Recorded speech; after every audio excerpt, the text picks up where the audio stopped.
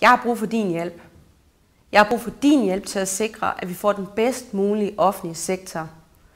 Jeg har brug for hjælp til at sikre, at de offentlige ansatte bruger deres tid på det, de er bedst til, nemlig at tage sig af borgerne, og at deres arbejde ikke sander til i unødvendigt bureaukrati og regler. Hvis du har nogle gode forslag, så send en mail til mig.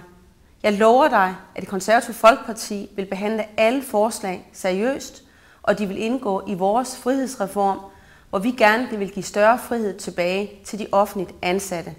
For vi har behov for en god offentlig sektor. Den offentlige sektor er der jo til at tage os af os, når vi har behov for hjælp. Den er der for at sikre, at vores børn kan blive passet, at de unge kan få en uddannelse, at de ældre kan blive plejet, og at vi alle sammen har en mulighed for at blive behandlet, hvis vi bliver syge.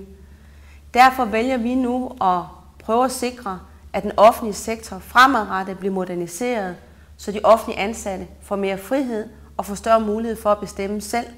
Og derfor har vi behov for at se på, om der er unødvendige regler, der kan blive fjernet.